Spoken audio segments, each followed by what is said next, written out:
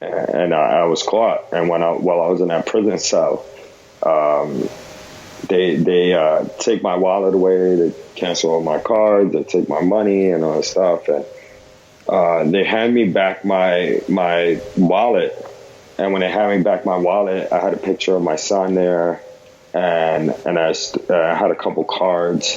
And then I look in it, I had like a little hole in the wallet, and I looked in it, and I had 10 pieces of acid.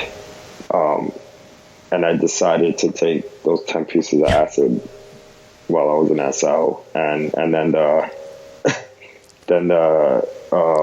DA, the DA called me to the office. They had like a secret indictment, and they're telling me, trying to get me to snitch, and they're saying, we know everything, but if you turn the people you get it from over, we'll give you a lesser sentence, we'll work with you.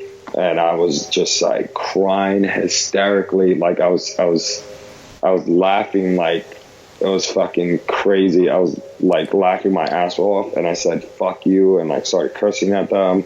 And they was like, are you okay? They noticed that I was like fucked up on some shit, and I was like, you guys gave me 10 pieces of acid back. I'm fucking tripping balls.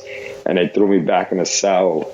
And when I go see the judge is like, you're still high? And I'm like smiling my ass off and saying like, yep. And then DA's like, well, we're trying to get him 15 to life. There was, your first plea was 15 to life. They was trying to charge me with the Kingpin laws. It was my third felony, and I fit under those qualifications, and it was crazy, man. It was crazy. I'm Srini Rao, and this is the Unmistakable Creative Podcast, where you get a window into the stories and insights of the most innovative and creative minds who've started movements, built thriving businesses, written best-selling books, and created insanely interesting art. For more, check out our 500-episode archive at unmistakablecreative.com. Coss, welcome to the Unmistakable Creative. Thanks so much for taking the time to join us. Thank you. I really appreciate it. Yeah. So I was introduced to you by way of the guys at Brass Check and Ryan Holiday, and they told me a little bit about your story, and I got a chance to see your TED Talk, and I was really, really blown away by it. So it's really my pleasure to have you here. But before we get into all of that, I want to start by asking you, what did your parents do for a living, and how did that end up impacting the choices that you've made with your life and your career? So my parents did a variety of things for a living. But my parents are Dominican immigrants. My mom immigrated from the Dominican Republic when she was 6 months pregnant with me. And we ended up in the Lower East Side in the 80s, where it was a very, very heavily drug-infested neighborhood. And at the time, we lived on my aunt's couch, and that's all we had was her and I in a small little tenement apartment, and it was about 6 or 7 of us in that apartment. And what she did for a living was she worked. She worked at a factory, and this was my like childcare. She would basically like sew like these little small baby clothing T-shirts, or I don't really remember. I was pretty young. But she would stick me under the sewing machine, and that was like my childcare right there. Mm-hmm. My dad was not around at that time. He was still in the Dominican Republic and coming back and forth, and taking care of my sisters over there. So my sisters and I grew up a different like lifestyle. They lived in the Dominican Republic, so they was like about 13. They were a little bit older than I, and it was just my mom and I for a little while, and that's what we did. What, if any, do you feel was the impact of not having your father in the picture there that early in your life? It was definitely an impact. I didn't have any like major or like older, fatherly figure in my life. And I guess that the males that were a part of my life were my cousins. My cousins were not really good role models. They would do like crazy shit to me when I was a kid and make me do like dumb ass shit. Excuse my language. But I remember like my cousin Claudio was like the guy who I looked up to. And what he did was like, I mean, he was arrested and been in prison a couple times. But I remember him giving me a hit of coke when I was 11 years old. And I was bugging. My hands started trembling, and I felt like my nose and my throat go numb. And I was like, what the hell was going on? What the hell you gave me? And he tricked me. He gave it to me, you know, those like Vicks, like nasal sprays. Mm-hmm. And he stuck like coke in it, and he was like, take a big hit. And he was already fucking, you know, twisted in the streets and doing all that crazy shit. And he gave me that, and I tried to like hit him right after, and he beat the crap out of me. But that was my role models, was my cousins, and we all lived on the 5th floor. And the 5th floor of 42 Rivington Street was all my cousins. It was like 20 of us.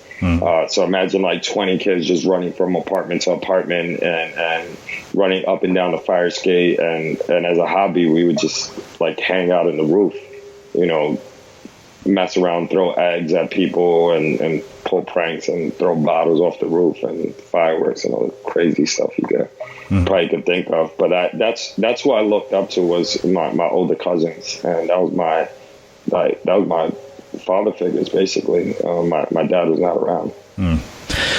So, you know, one of the things that really struck me in your TED Talk, you know, that I saw was that, you know, somebody said, you know, what do you want to be when you grow up? And you said your answer to that question was rich.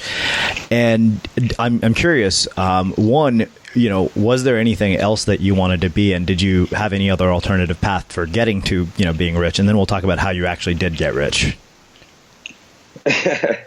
I didn't think about anything else but having a house, having a car, and being wealthy. And that was like that was my ambition as a little kid when I was like, I don't know, 4 or 5 years old. I was like stealing baseball cards from Economy candy store, a candy store on the Lower East Side where they sold the like really old vintage baseball cards, and I would sell them in my school, and that was just like me stashing money, collecting whatever I can. I remember, you know, washing cars, opening up the fire hydrants, and like making a couple bucks like that, and that was just my ambition. If I was not making money, I didn't want to deal with it. You know, if I was playing sports, it was because I was betting on the sport. You know, like I was trying to, you know, beat you in a basketball game for $5 or something like that. Mm-hmm. But that, I don't know where the ambition, I guess the ambition came from, you know, seeing my mom struggle. And I mean, my mom dealt with a lot, and I remember her going to like, even to the Salvation Army. And as you know, like Salvation Army clothing is like the cheapest things you could buy. And I remember her like switching the tags off and getting a cheaper price. You know, she was not, I know it's not the right thing to do. And I don't, you know, my mom's always been a righteous person, but I think, you know, pushing somebody to a limit to do that, mm-hmm. so she could clothe us, was what it needed to be done, you know. And yeah, there was just things like that, you know, like made me view things, and having her like tell me, Mijo, I can't afford this or that, and like deny me things made me frustrated, and I would like throw tantrums like I want this, and I would see like even my cousins, I mean, we were all pretty poor, but they had more than I did. I was, you know, at least they had a Nintendo. I had fucking like, I would make up games. You know, and that was my lifestyle. And when people, and I literally told teachers like, I want to be rich, and they're like, oh, what are you going to do to be rich? And I'm like, I don't know. I just want to be rich. Mm-hmm. And that was my response, and I became rich. So let's talk about how you actually got rich, because I know it goes. You know, you didn't get rich stealing baseball cards and selling them to kids at school. No, I definitely didn't get rich stealing baseball cards. So I got really involved in dealing drugs at a very early age. At 13, it just came to me. I was a kid that I was already, you know, smoking weed at 11, and I would go to junior high, and people would gather money and like give me the money so I could buy that weed. And it became like a supply and demand for me as a kid. And at 13, I like put $100 together and I bought my first ounce of weed. And I basically took that and made like almost $300.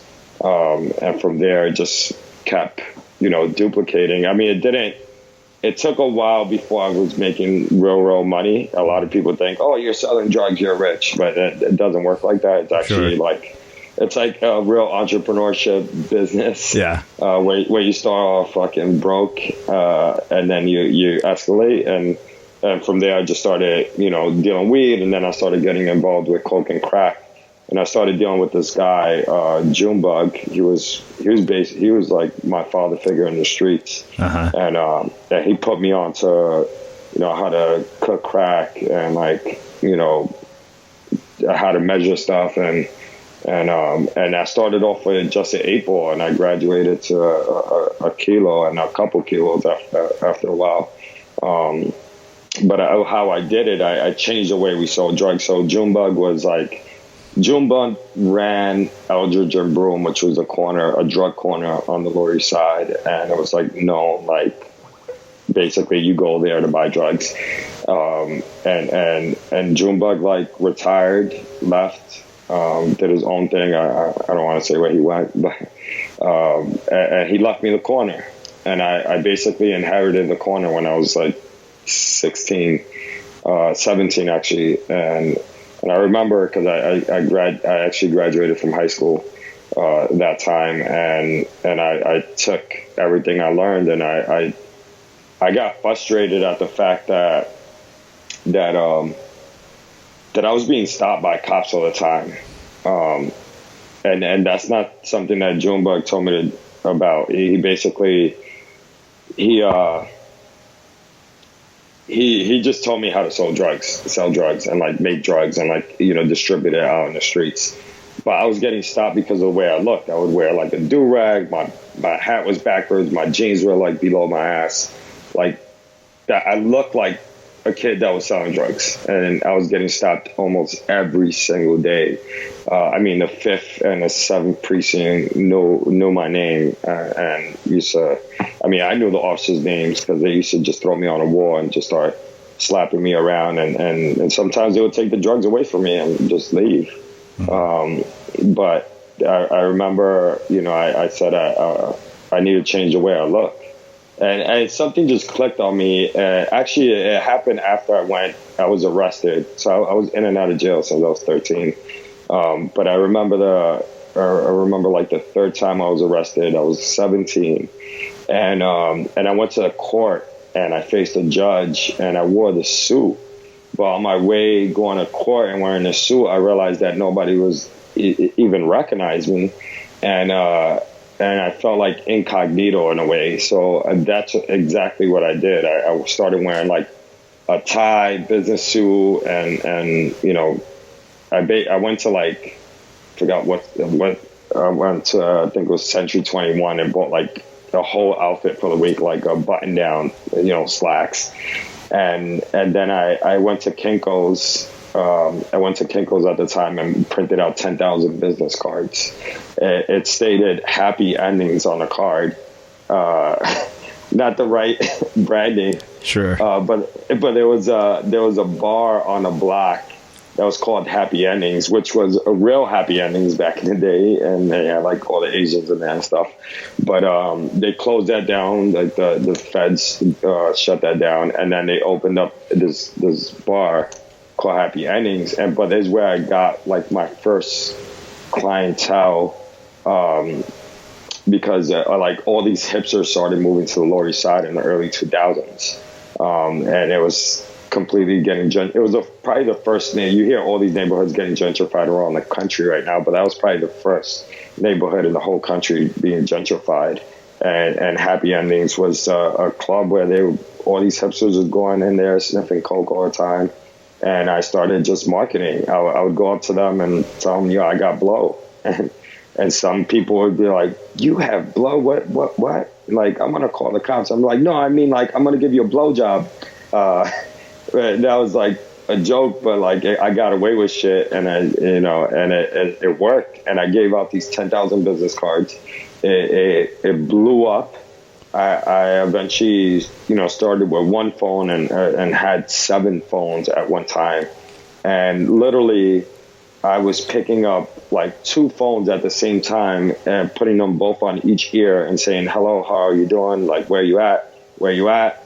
This person would tell me they're on 23rd and 5th. This person would tell me I'm on 14th and 2nd. I would give this person 5 minutes, give me 10 minutes, write it down on an easel board, send my friend over there. And it became like a whole dispatching service. It was like Uber before Uber. And it went crazy. And I was making over $2 million a year at 19 at that point. It took a while. It took from, doing deliveries on the streets to, coming up with this idea and then executing on the idea. And then just like struggling after a while, just making it happen, going, buying 100 grams, 200 grams, then finding connects where I would do like dumb shit where I'll fly to Puerto Rico, put a whole kilo of cocaine in my underwear and just come back in a plane and like, just go back to my room, start cutting up the coke and just like make shit happen like that. And then it was definitely, every day was a freaking movie. Yeah. It was nuts. Do you ever think you were going to get caught during this entire time? I mean, in the beginning, I thought I was going to get caught, but once I had people working for me, and I was making a lot of money, I was just basically collecting, picking up the money and not doing anything. These people, I had 2 dispatchers, I had around 20 cars, and we had 2 shifts, so 12-hour shifts. Each person would make easily around $1,500 to $4,000 a day. And it was just me collecting money. I didn't even have to touch the drugs after a while. But it got boring. It got boring because it became like a corporate job I felt like I was sitting in going to work, going in a cubicle, and like I was not in the middle of it anymore, and it was not a startup. It was like I went fucking corporate already, and it was whack. So were you tracking all of this like via spreadsheets? I mean, how did you manage it? Did you have a system for managing all of this? No, I did. I had a system. I had marble notebooks. And that's how I kept my books, and then I had an easel board with so I would put my dispatcher in an apartment. They both had a condo that I got them, and I would stick them in there, and they'll just be there like all day, all night, and they'll write every person that's calling. We would say how many girls you want, or we would have different codes. How many T-shirts you want, and stuff like that. Some people like, I need 2 T-shirts or 3 T-shirts or 5, and that meant like how many grams you wanted. Yeah. And each gram was $100.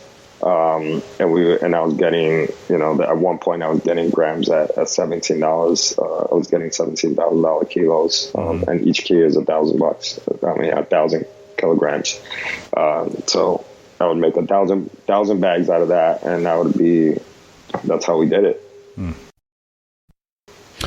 What misperceptions do you think that people have about the types of people who end up doing this? Drug dealers or people who, are your dispatchers. Like, what do you think people like me and people who aren't exposed to this world have as misperceptions? Because most of my perception of this kind of life is based almost entirely on what I've seen in the movies. Yeah, it's... I don't know. It is in a certain way, like if you're dealing in the hood. But when you face like other drug dealer like zones where I've had fights because when I was a kid, so my mom lived on Rivington Street, and I was basically not allowed to sell drugs on Rivington Street, but I was allowed to sell drugs on Broome Street, which is 2 blocks away. And sometimes I would cross over and like meet my customer over there And I remember the guy that ran the block over there, Black, he me and him got at it, and he was like 6'4", and it was like, you respect each other's corner, and that's how it was. And I mean, you get in the streets when you're dealing, you go through being, I've had my team get robbed, tied up, and, shot at, and all that stuff, like all that comes with the territory. So, but when I was operating as a delivery service, it was no danger at all. I mean, the only dangerous part was like being stopped and pulled over and being found with like a lot of drugs on you. But I was not doing that anymore. And I guess the perception of what people think is like we all grow up and we have a certain like instinct of like we're killers and we're gangsters and all this other stuff. It's not. I don't think that's the factor. I think everybody's grown up innocent, and we learn this, and sometimes we adapt to our environment. But I'm not. Nobody I worked with or dealt with, or even I've been locked up with, killers and people that have done like multiple homicides, and they've been like the most nicest people in the world. They've just been in certain circumstances that led them to do those things. So sure. I don't think anybody is really evil down, like inside themselves. I think people commit these things due to certain circumstances. Yeah. So how did you finally get caught? Wow. So this is a little bit not complicated, but it's like a couple turn stories. I was caught. So I had the dispatchers, right? So one dispatcher, his name was Ed. He basically started stealing customers away from me. He started a new phone line, and this phone line, he was stealing my customers and giving them a new delivery card and was saying, call this number, blah blah blah. And then one of my like faithful old time customers who had my personal number calls me and he's like, yo, this guy gave me like some fucking like Tylenol shit that, this shit is whack. Like, what's going on? And by the way, this guy gave me a different card. Do you have a new number? And I was like, no, can you like send me that number? So he sends me the number. I call that number. Ed picks up. I'm like, what the fuck is he doing? And he was like, oh, what are you talking about? I'm like, yo, you fucking stealing my clients to this phone.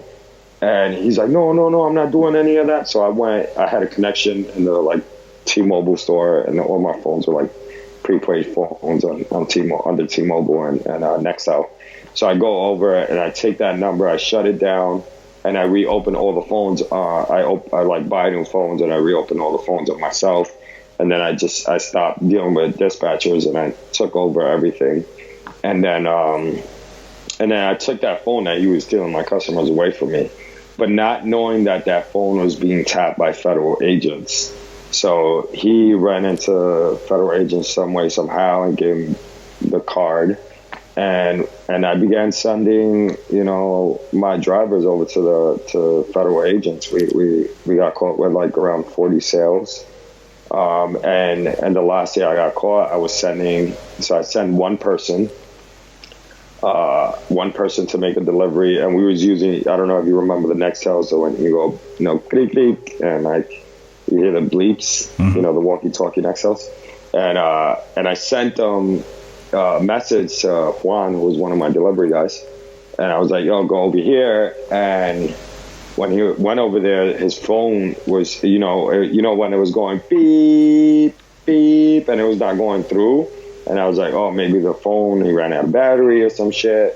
But the client kept calling me. He was like, I don't see him. And then it was like a Thursday night, and it was so busy. I had probably like 30, 40 people waiting to be delivered, have a delivery done to and within like an hour, a couple hours. So I started sending a couple other drivers, and then I got the message that it was being like beep, beep. And then I got another call, and it was beep, beep. And I kept sending all my drivers over there, and it was fucking like, I was like, what the fuck is going on? I was worried. I thought all these guys were like partying or some shit. And I thought like, cause it has happened before where they like go out, they find a girl and they disappear for the night and I got to go like chasing after them. But I decided to, you know, get out of the house, the stash house I was in, where I was answering the calls, and where I actually went over there, picked up drugs.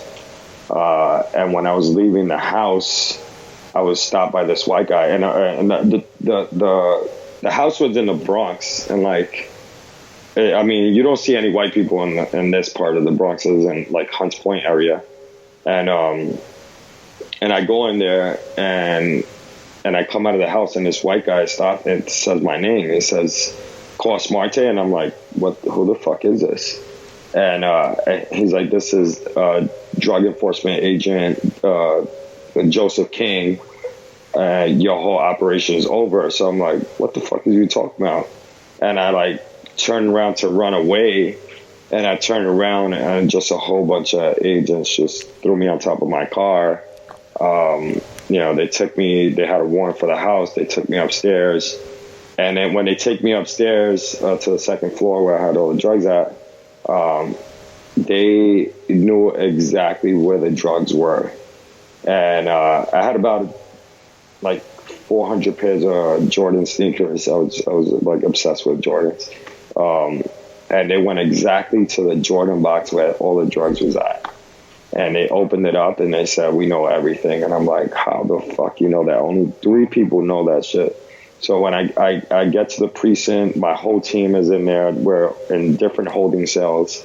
And I'm like, who the fuck told? And nobody's like, no, they're blah, blah, blah. And then I come to find out that the first guy I sent on the delivery, he's been in the precinct for like 5 hours. And he basically spilled the beans and told them exactly where everything was and shit like that. And I was caught. And while I was in that prison cell, they take my wallet away, they cancel all my cards, they take my money and all that stuff, and they hand me back my wallet. And when they hand me back my wallet, I had a picture of my son there, and I had a couple cards. And then I look in it, I had like a little hole in the wallet, and I looked in it, and I had 10 pieces of acid. And I decided to take those 10 pieces of acid while I was in that cell. And then the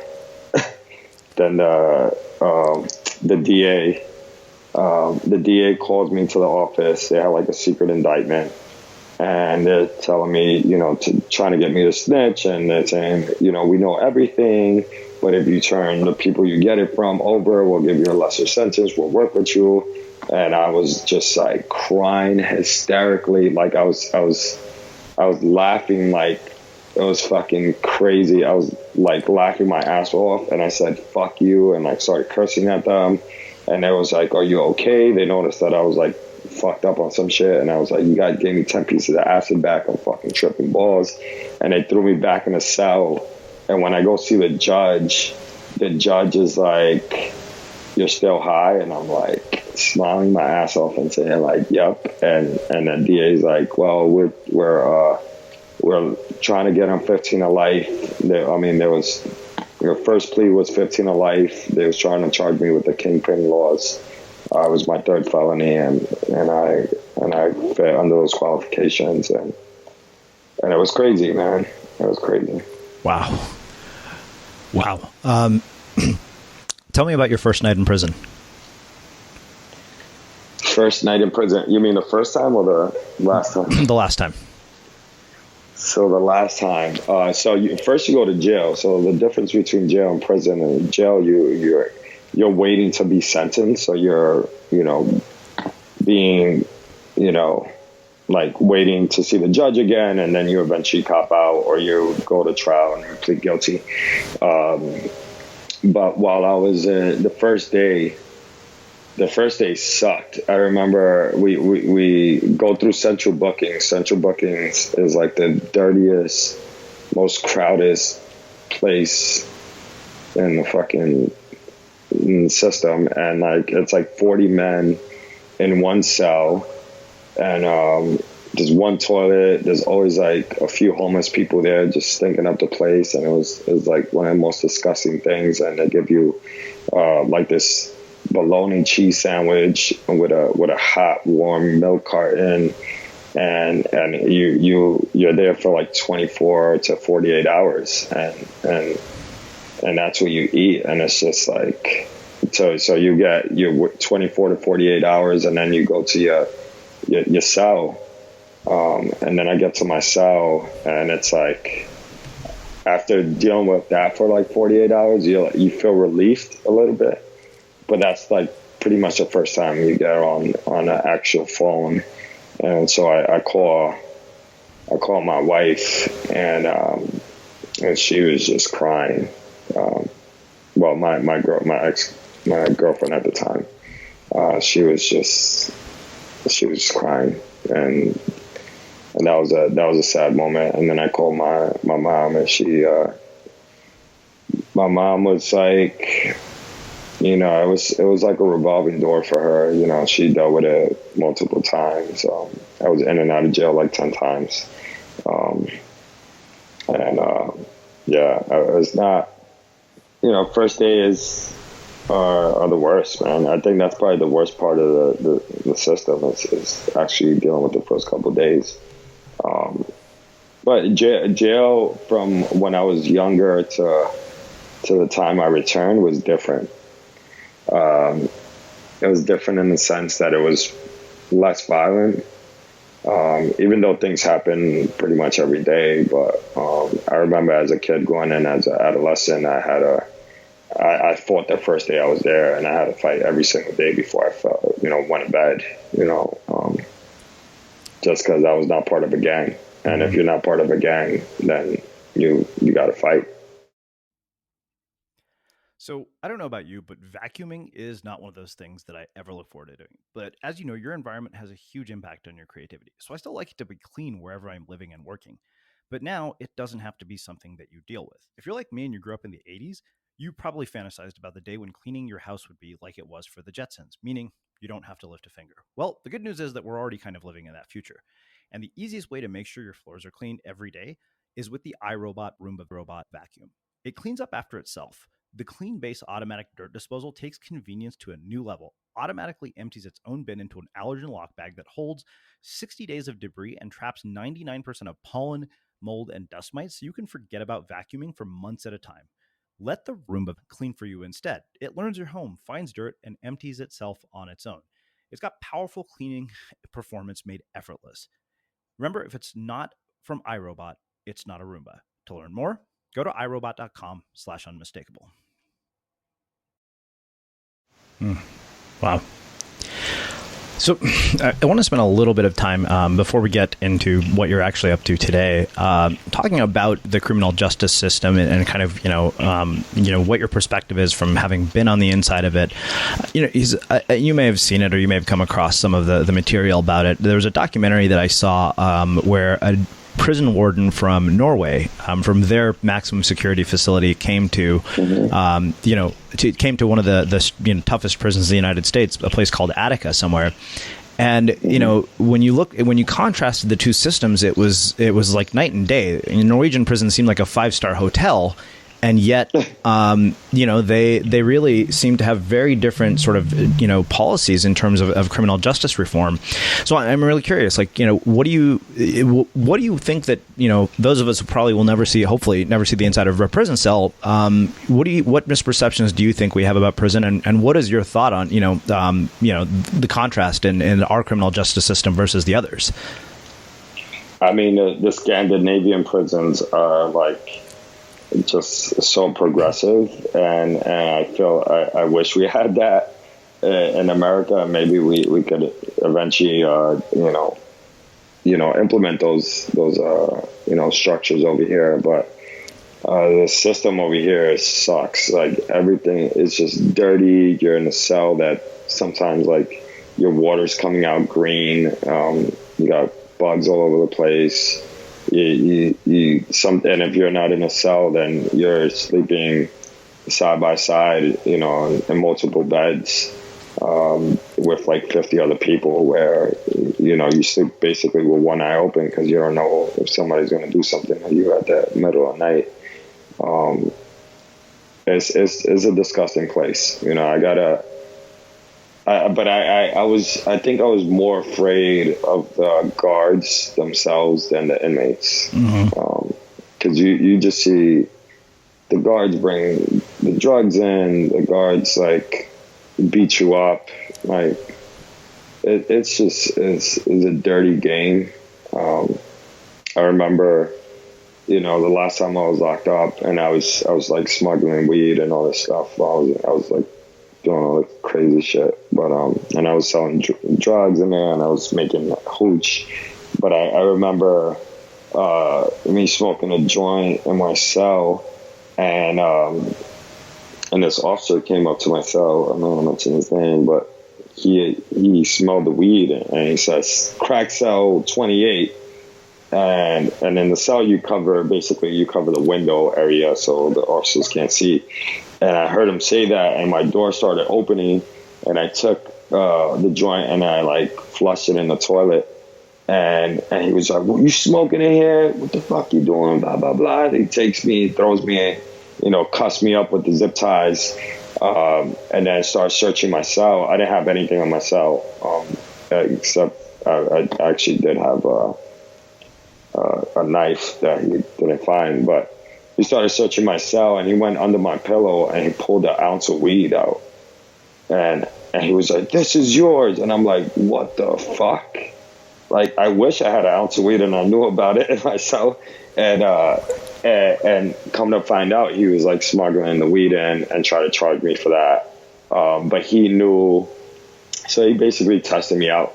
He was bringing it for this other guy who was like head of the house unit that was also selling weed in there.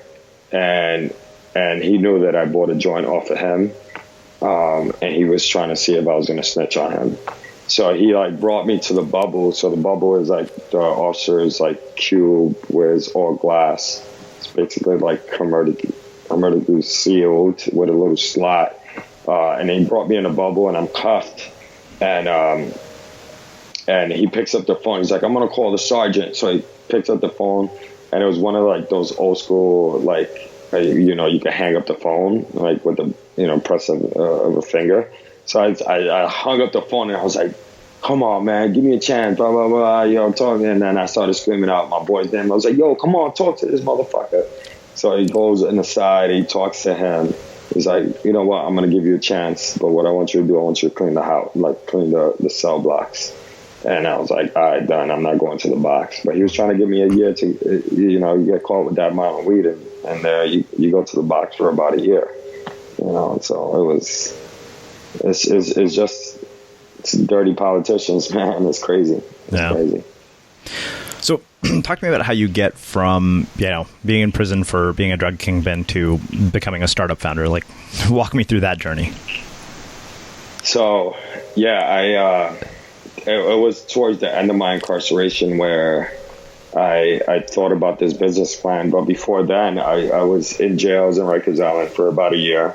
And I pleaded out to 7 years in prison. So I cop out and I get sent upstate. And when you get sent upstate, they're actually state property. So it's a better facility, a little bit cleaner, but all those officers are like crazy, like real racist, and most predominantly like white officers who live in like West Bubble, fucking upstate New York. And as soon as you get there, they smacking people up, calling you nigger, spics, and all that shit. And then you get sent to the medical unit. And that was the first time I seen a doctor in so long. And the doctor basically, takes my blood work. I was a phlebotomist. They take my blood work and then they send it back for tests. And then I get a call back to the medical unit a week later.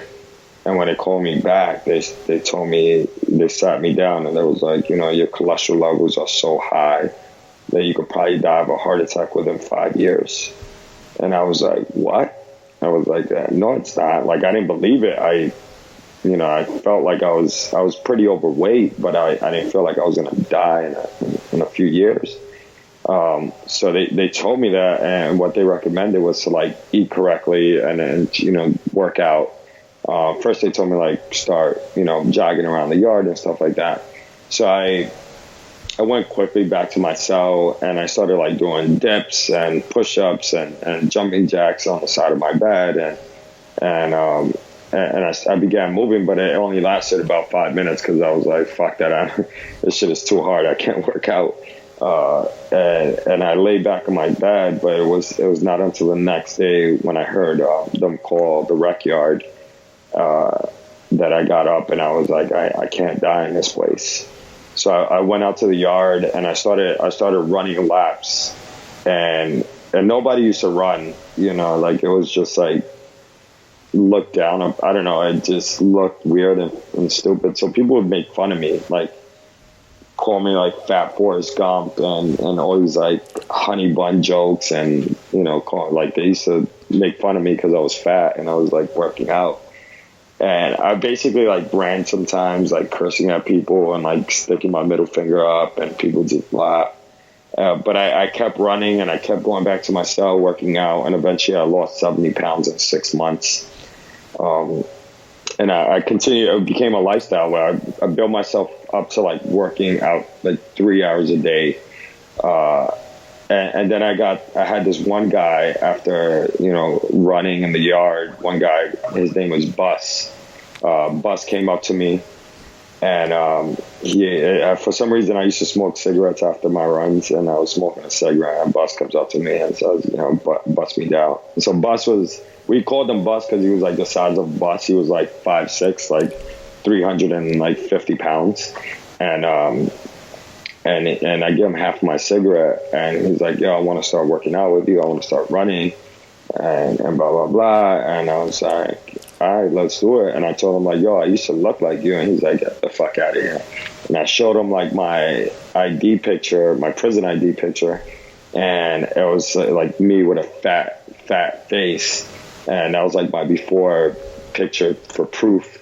And he was like, damn, that was crazy. So so I got him running with me, and he struggled more than me because he was really, really out of shape. And for him, we would like run from one light pole to the other and then walk a little bit and run. And I just became like his trainer.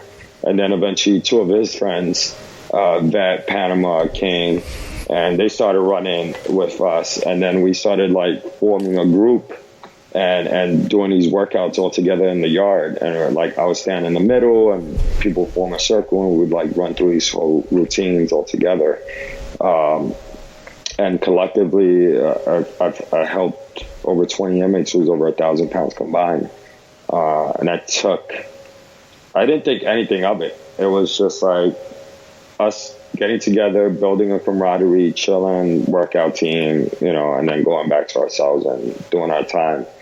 But it was not until the end of my incarceration where I went through this early release program. It's called shock incarceration. And it basically saves you 3 years of your prison sentence. It saves you 3 years from your prison sentence if you complete the 6 months program.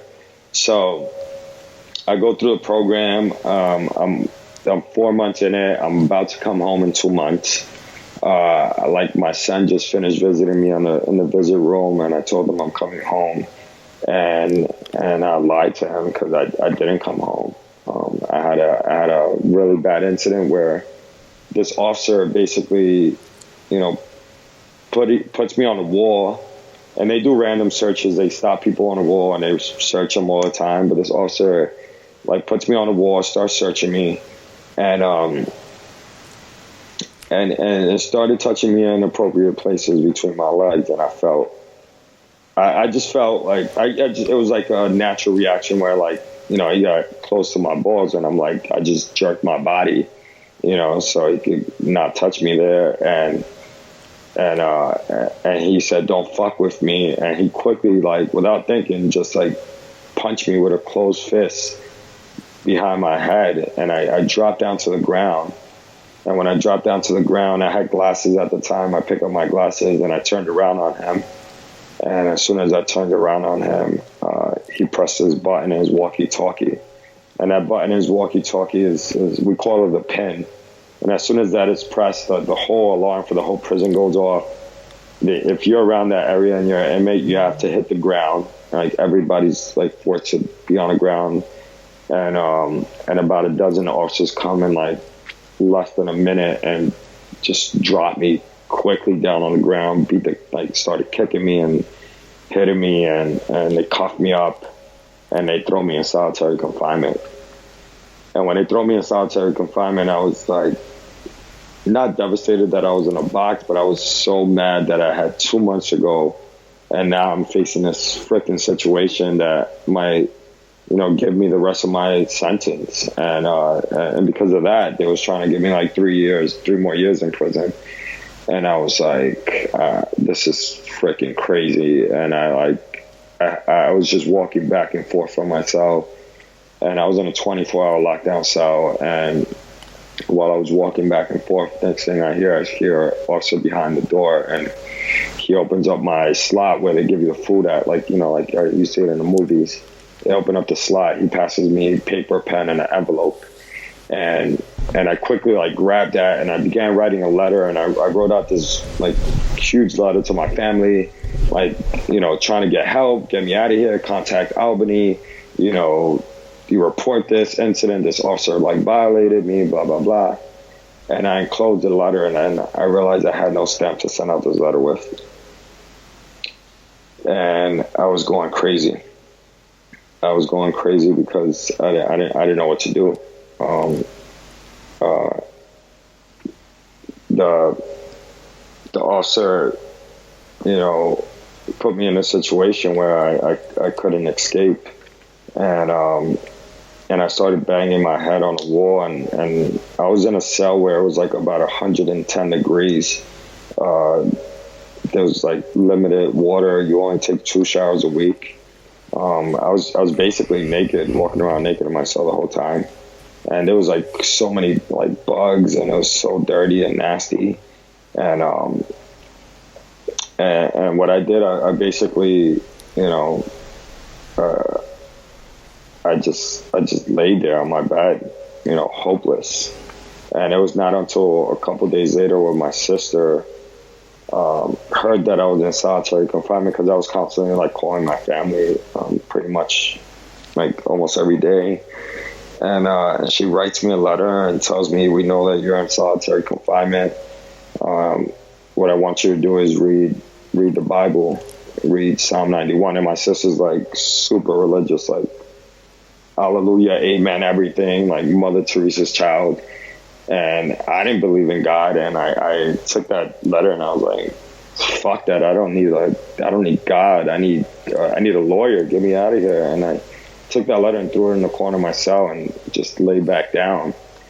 And it was not until 2 days later where I decided to pick up the Bible out of boredom, and I turned to Psalm 91, to the pages that she told me to read. And I turned there and I started reading it, and it states, he who dwells in the shelter of the Most High will rest in the shadow of the Almighty. I will say of the Lord, he is my shelter and my fortress, my God in whom I trust. And as soon as I read that, a stamp fell out of my Bible. And it was a stamp that I needed to send out this 10-page letter out to my family with. And I had chills running down my body. I felt like there was something bigger than myself in that cell. It was freaky. And for the first time, I began praying, and I felt so much regret for all the things I've done. And I started realizing that I was not only affecting my son and my family, but the thousands of people that I sold drugs to. And it became a whole web of destruction, because I started thinking about these people's families that I sold drugs to and how they were being affected by the things I was doing to their family members. And for the first time, I said, I need to pay back for these wrongdoings that I've done. And it quickly hit me like a light bulb, and it said, I'm helping these guys in the yard work out. I love to work out. This is what I really want to do. and this is how I feel like I'm going to get back to society. So I took like these long sheets of file paper, started drawing out like this whole spreadsheet of every day of the week, like writing a whole little mini business plan type of thing. And I enclosed it and I said, this is what I'm going to do when I come home. I'm going to start a prison boot camp. And I was released a year later from that prison. And when I was released, I started doing it. I started doing it in the park, and then I started like renting out these ballet studios. But it was a program that I got involved with called the 5 Ventures. The 5 Ventures believes that illegal entrepreneurs could become legal entrepreneurs, and they basically run this whole MBA course. You actually receive like an MBA certificate from Baylor University after you graduate, and it's taught by like Harvard and Stanford MBA professors. And I went through this whole course, and it was like, they really taught me how to build the proper business plan, run a business, and like make things happen, and they connected me with like the right people. But I was also networking myself. I would go up to anybody in the street and just like stop them and pitch them, and primarily females with yoga pants. So instead of back in the day going after like the hipsters, selling coke to them, I was going after like females with yoga pants now, and it blew up. And now we've trained over 20,000 people, and it was just me in the beginning until I met Sultan Malik, who did 14 years in prison, 7 years in solitary confinement. Who I don't know how he's sane right now, but he's not my senior trainer and my vice president of the company, and is an amazing person. But he sat down with me one day and asked for help. So I was came in as an intern, doing. I had a side job like doing resume as a resume writer. Mm-hmm. And Sultan sits down with me and is like, I want a resume tailored to be a fitness trainer. I've been teaching these boot camp classes in the park, blah, blah, blah. I already have like 5 people. And I'm like, oh, but what's your previous job skills? And I see that he has the towns where the prison facilities are. And he's like, I did maintenance and I don't know, West, some small town in upstate. And I'm like, that's where the prison is. And he's like, yeah. And then he admitted to me that he did 14 years in prison.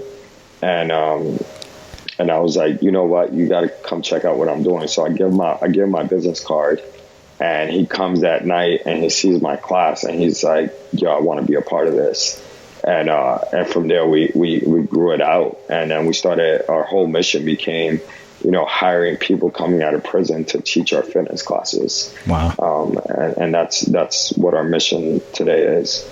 So I think the sort of big question I'm left with is the transition coming out. I had, as I've talked to you about before, I mean, we've had multiple people who have spent, time in prison here on the show and always have some of the most fascinating stories. But one of the things I always hear is the transition coming out is almost as hard as it is going in. And I'm curious, what is the experience of coming out like for most of these people? And, why, obviously I think, what you guys are doing obviously is making that experience less painful and, hopefully reducing our recidivism rate significantly. Yeah. So every person that's worked with us now has not gone back. So we have a 0 recidivism rate in ConBody. So obviously what we do is working.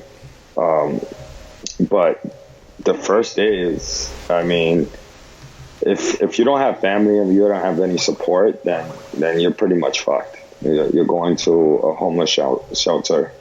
You're dealing with the fact that you have a background and you can't get a job most of the time, and it's a struggle for me. Personally, I came out and it was not easy. I went back to my mom's house. I lost everything I had. And I basically lived in her couch for about a year. Worst, most uncomfortable couch I think my jail bed was better than her couch. But it was a struggle, because I remember going out to, Times Square and Herald Square and all the, the new Manhattan Central, where they have all these like retail stores. And I went to pretty much every single store you could think of there, and was like filling out applications. And I remember like receiving the tone and the body language of these managers that I was handing over my application to, where it says, have you ever been convicted of a felony? And I always had to check yes. And when I would hand that application and they would look at, and they'll just give me that shrug where like, oh yeah, we're going to call you back, but like, we're going to throw this shit in the bottom of the pile and strut it, and it was like, it was frustrating, man. So like, I felt like ConBody was born out of desperation. Wow. Well, this has been really, really amazing, eye-opening, and then really thought-provoking. So I have one final question for you, which is how we finish all of our interviews with the unmistakable creative. What do you think it is that makes somebody or something unmistakable? I think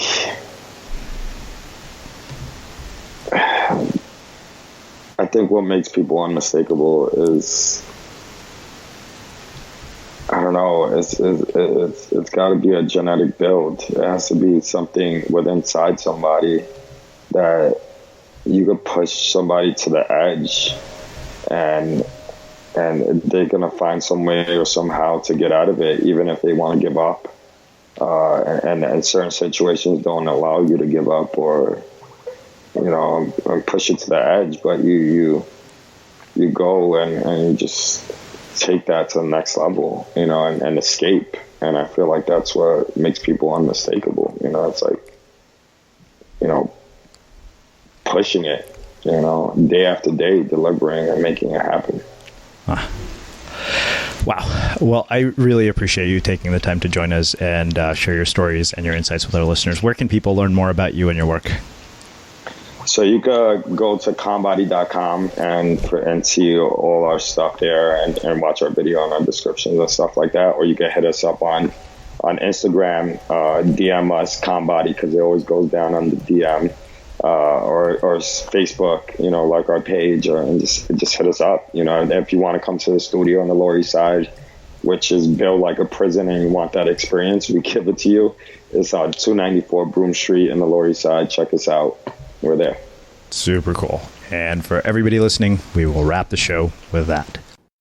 Thank you for listening to this episode of the Unmistakable Creative Podcast. While you were listening, were there any moments you found fascinating, inspiring, instructive, maybe even heartwarming? Can you think of anyone, a friend or a family member who would appreciate this moment? If so, take a second and share today's episode with that one person, because good ideas and messages are meant to be shared.